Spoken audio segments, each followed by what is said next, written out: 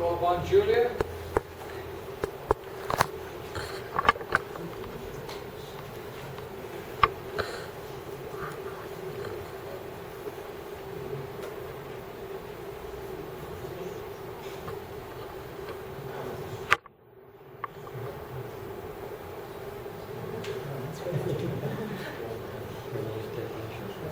Showing photos, yes.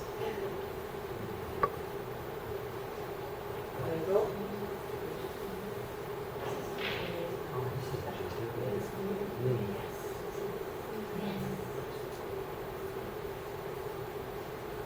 So good evening. Today I'll be talking about my studies on marine plastic pollution in waters around Australia. So the global production of plastic has been growing exponentially over the last decades, as you can see in this graph. That's because plastic are light, cheap, flexible, and durable. Since plastics are cheaper than the natural materials they replace, incentives to reuse or recycle these items have decreased over time, leading to an increase in our global waste as well. And part of this waste will end up in the oceans, and then we start to call them marine plastics. Most of the plastics in the oceans doesn't biodegrade. It will break down into smaller and smaller pieces, like this one showing the photo. And we start to call them microplastic when they are tiny like these ones. But microplastics are also produced to direct use. These ones are pellets. This is the raw material used to produce larger items of plastics. And you also have the synthetic fibers used in our clothing, and some microplastics used in many cosmetics, like scrubs. In our wastewater, it doesn't filter it out, so it ends up in the oceans as well. And one of the main concerns is the plastic ingestion, which is affecting animals as small as a zooplankton and as big as a humpback whale. Just to give some Australian examples, here you have two species of seabird in Australia that are heavily affected by plastics. And a really well-known example are the sea turtles, which are affecting mostly the hatchling turtles and the small juvenile turtles. These ones are from Australia as well. So what is the problem of that? Well, we know that they are killing animals, but one thing that's worrying me lots is because plastic is a biohazard to the food chain. They are toxic. Why they are toxic? For two reasons. One, they are using toxins to produce the plastic itself, mainly the plasticines. And once the plastic is on the water, it has the property to attract oily pollutants, such as fertilizers and DDT. So this problem comes to us because seafood is also ingesting plastics. So it will end up in our plates. So we need to make better management plans to deal with this problem. And one of the first steps is to understand what is out there and how it's distributed, and most important, from where it's coming from. So this is the first study in Australia to use at-sea surveys to study this problem. So my main aims was to estimate concentrations and characteristics of marine plastics around Australia. Basically what I've done is 7 cruises around some Australian ships. Mostly of them, 5 of them were in the CSI or South Australia ship. And when I was on board, basically what I did was pretty simple. I have this net called Manta net, and it's sampled the interface air-water where the plastic tend to accumulate. And then I just count the number of pieces, the plastic that I found, and divide by the area that I told for.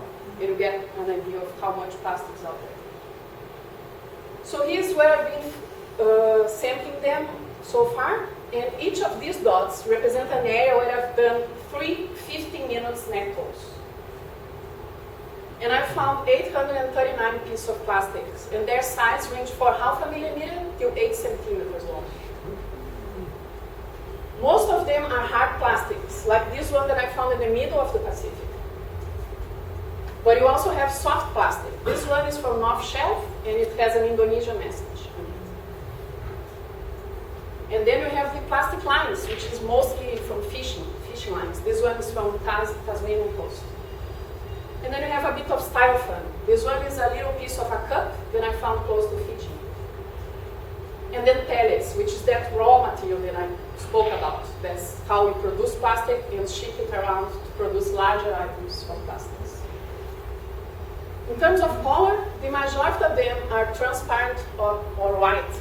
And it's interesting to note that when you look at what is found inside birds and turtles and mammals, they are more colorful.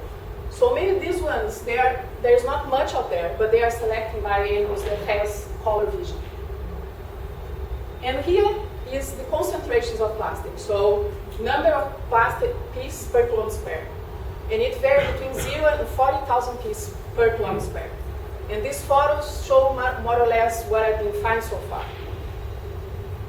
Just giving a zoom on it, you can see that there is high concentrations close to cities such as Brisbane, Sydney, and Autoka in Fiji. But interestingly, we found as well high concentration in remote places, such as southwest Tasmania and northwest Shelf. To try to get an idea of where is it coming from, one of the ways have a look at how these drifters, which are buoys that send its location to satellites, how they drift around, and it gives an idea of how objects are floating and moving around the oceans. And then here you have some of tracks of buoys that are coming to the areas where I sampled. So you can see that they are coming from really far away places sometimes. Like they could even be coming from South America, from where I'm from. Or like the islands in Pacific as well. So it's an international issue. And at the moment I'm still analyzing these plastics. I'm using a technique which I'll be able to see which type of polymer they are made of. So you can guess which larger items are producing these small particles. And I'm also looking at the surface of the plastic using electron microscopy. And interestingly, it's really new for science. There's lots of microorganisms growing these plastics, which might give some hope to us because it includes bacteria as well. And here we have a dispersal modeling showing the likely pathway of plastic being released in the main Australian cities, which I'm still developing at the moment. Thank you.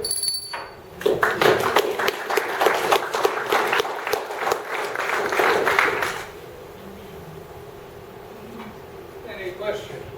Do the plastics break down below the 0.5 millimetre size? Yes. They do. Yeah, they do. For example, the fibers from clothing, I don't catch my net because the mesh is too big to it.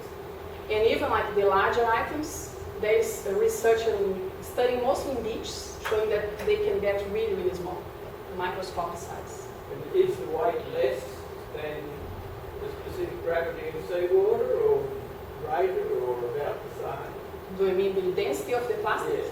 It depends on the types. There is some plastic that will sink. Yes. And one thing that's interesting, there is this, like in the middle of the gyres, there is some famous high concentration of plastics. But there they don't find soft plastics as are found in coastal waters here.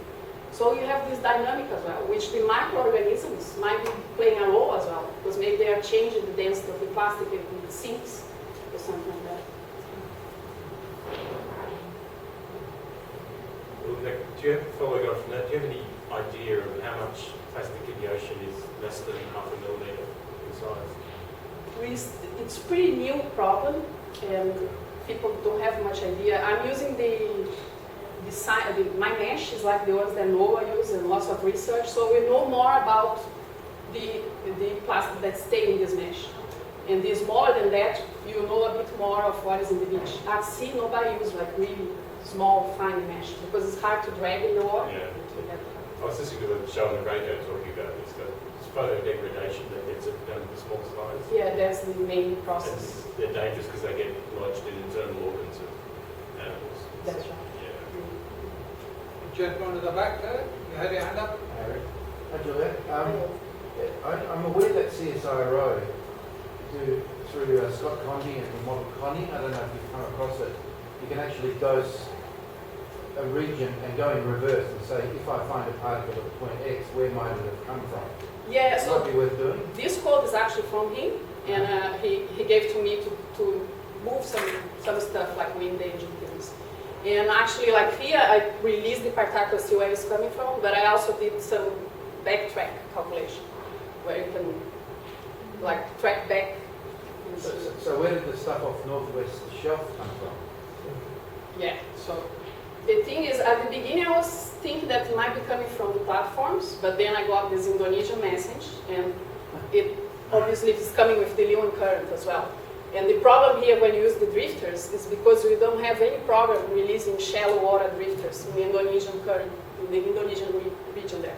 So that's why you don't get any track. But with the model, you can see that they are coming from Malaysia, Indonesia, these areas. The platforms are very rigid on what they put over the side. They put nothing over the side. Yeah, so it's probably So coming we're from taking the Indonesia. shore. Yeah, Very that's it. strict. But it was quite like unusual because it was low, and then when I was really close, I found lots. You know, and then the skippers say, oh, it might be coming from the platform on the ships. But then I went a bit down, close to Ningalu, and found high concentration again, and there was this plastic with the Indonesian. So it's probably coming from up north where the waste management is really not well done. Thank you very much, Yuri. Thank you.